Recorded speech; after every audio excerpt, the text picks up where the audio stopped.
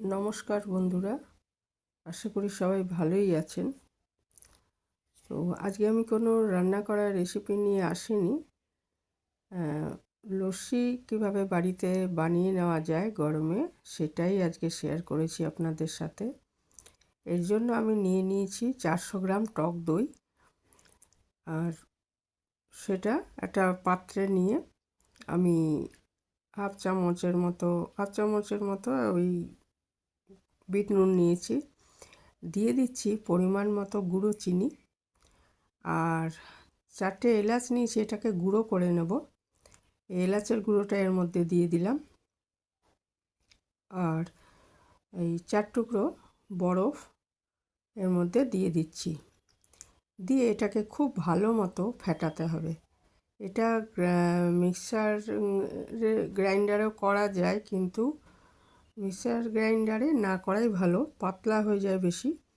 এরকম ডালের কাটা বা এরকম এই ফেটানোর যে আমরা ডিম বা ফেটাই, সেটা দিয়ে এটা ভালো মতো ফেটিয়ে নিতে হবে। আর ইচ্ছে করলে এর মধ্যে একটু খোয়া ক্ষীর দিতে পারেন, তাহলে টেস্টটা আরও বেড়ে যাবে। আমি আজকে খোয়া ক্ষীর দিইনি, এমনি করেছি। খুবই ভালো হয় এইভাবে করলে। আর এটা ভালো মতো ফেটিয়ে নেওয়ার পর আমি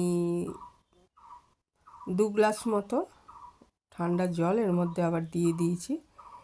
তো দই আর বরফও তো রয়েছে, এটা সব মিলিয়ে প্রায় 3 গ্লাস হয়ে যাবে আর কি। 2 গ্লাস জল দেওয়াতে আমার 3 গ্লাস মতো আমি এটার থেকে পেয়েছি।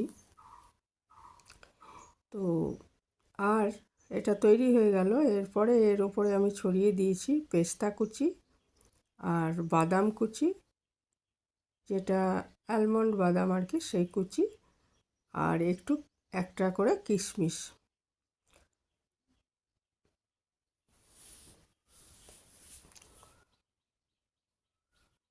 তো খুবই ভালো লাগে এইভাবে যদি বানিয়ে নেওয়া যায় লস্যি।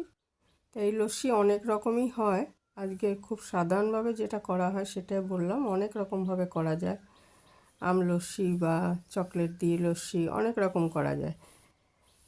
তো এখানেই শেষ করলাম। ভালো থাকবেন সবাই।